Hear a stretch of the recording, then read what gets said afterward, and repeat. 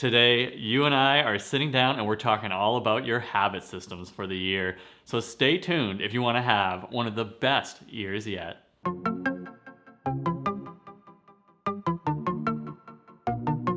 Today, we're talking about step 4 in my 4-step goal setting process that I've taught to over 50,000 people, and I've used it for several years in multiple Fortune 500 organizations, and I know this 4-step process really does work, and I hope that if you've been following along with the previous episodes, that you've got some great goals down on paper that you're really excited about. Today is really going to be all about the how. We're setting up the strategy behind how you're going to make all these goals happen this year. These are the day-to-day routines that are going to make the biggest difference in making your goals a huge success this year. So far, what we've done in these coaching sessions is we started really big in step 1 and we set some dream goals. We put together kind of like a bucket list for 5, 10, 15 years out what you want to accomplish in areas like your health, relationships, some achievements, your finances, and some contribution goals.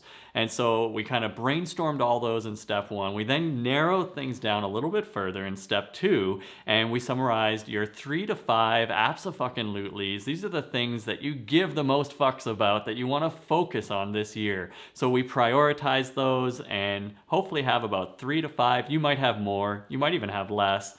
And then from there, we took those and we wrote them in a goal setting style that I find is really powerful and helps with visualization of those goals.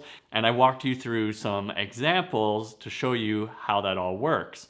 So once again, if you haven't seen that episode, stay tuned. I'll have it linked at the end, and it'll also be linked in the description so that you don't miss that. Today, we're going to talk all about setting up your habit systems, as I mentioned before. Let's get right into it. So the first step for this one is that if you've already set some goals, you now are going to think about all the different habits that relate to that goal. In previous episodes, I've used the example of losing a certain amount of weight. So losing, say, 10, 15 pounds by later this year, maybe by the end of the year, and doing that by exercising, say, 5 times a week. And so part of the habits that are going to help you achieve that goal this year might be things like doing yoga 3 times a week. So you're going to write that down. You're just going to write down the goal that you have and how you've written it in the FAT format, and that's fat with a PH. And then you're going to write down yoga 3 times a week. And then you might write down run once a week, do weights once a week, all the different habits. The key to this section is that you've actually gone and you've done some research. You've gone online, you've seen what do other people do? What kind of diet do they follow? What kind of exercise works for them? Research that, because what works for somebody else might not work the same for you. Think about your diet as well. Think about some of the foods maybe you want to start eating to help lose that weight. So you'll summarize all the different habits here. You might have 6, 7, you might have 10, you might have 20 different habits. The more thorough that you can be and the more investigation that you put into researching what the best habits are for you, the more successful you're going to be at picking the right habits for you to achieve that fat goal. So now I'll give you a few minutes, take some time and think about those habits, do a bit of research. It might take you half an hour, it might take you a few hours. What I say in these coaching sessions is push pause, and if you have any questions, make sure to leave them down in the comments. Ask me as many questions as possible, and I'll try to get back to you within 24 to 48 hours and help you out with anything you might be going through as you're setting up your habit systems. Let's talk now about the second stage when it comes to your habit systems, and that is setting up all the different cues, the reminders, the triggers that will help you achieve those habits on a regular basis. So when I think about these, I think about what is going to decrease the most friction when it comes to doing all the habits that I talked about in the previous step. So those could be things like putting up a calendar where you check off things on the wall. Every time you do yoga, you put a check mark on that calendar so you can track it every single week and you put it right next to your bed. Could be putting your yoga clothes at the end of the bed so that you trip over them in the morning. You're pretty much just trying to decrease as much friction as possible and put as many triggers and reminders in place to make you go, I can't not do that tomorrow. I try to play a little bit of a game with myself. I think about tomorrow and the way that maybe I usually wake up. Maybe I'm a little more groggy. I don't have as much energy. And I ask myself, how am I gonna beat future Brad? That's future Brad from tomorrow morning. I already know how I'm gonna act. I already know kind of those worst case scenarios of like how I am and how I can maybe push back on myself and end up not doing a habit. How do I set things up today so that tomorrow I'm gonna actually follow through?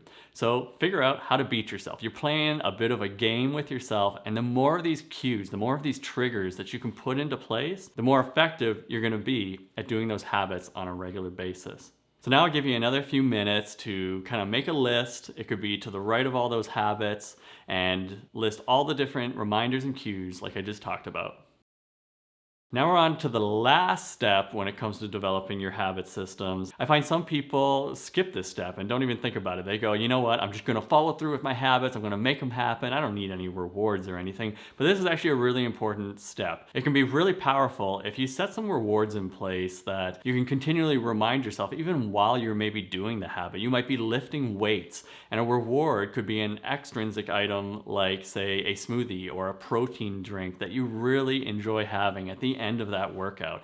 And while you're doing your workout and you're maybe in the most difficult reps, you can picture whatever that reward is, that protein drink, that you're gonna get that and it's gonna be refreshing and it's gonna feel good at the end of your workout, and you know it's there and you've set that up in your mind. You could also think about a few intrinsic rewards. These are things that are more psychological, things that kind of pump you up, like the thought of completing a workout and how you feel.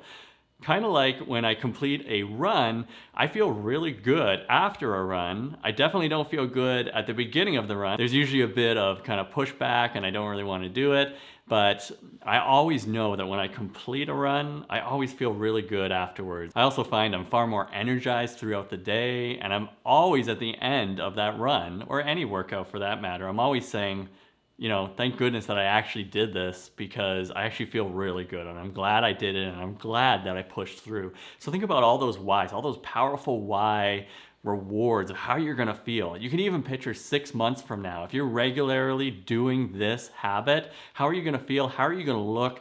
So while you're doing that workout, while you're lifting those weights, you can say, I'm doing it all for how I'm gonna look 9 months from today. And you can visualize that, and it can be a really powerful reward. So just to wrap up, the way we've summarized everything now is you've got a whole list of habits for every single goal that you've set, those 3 to 5 goals ideally. You might have 6, 7, 8 goals, whatever it is, that's okay. And so you've written down your habits, you've written down some reminders that you're gonna follow through and you're gonna put into place, and you've listed some rewards that you're gonna regularly reward yourself with. You got a pretty powerful habit system here, and if you follow through with this, I have no doubt you're gonna make this year one of your best years yet. And don't forget to subscribe so that you don't miss out on any of the episodes that I have upcoming. I'm doing all kinds of episodes still about goals and habits and sticking to your goals. And if you didn't see any of our previous episodes, I also have our goal setting episode one-on-one coaching session that you can click right here and you can check that out if you haven't set your goals yet. Thank you so much for watching, guys. It's been an absolute pleasure. I'll see you in the next video.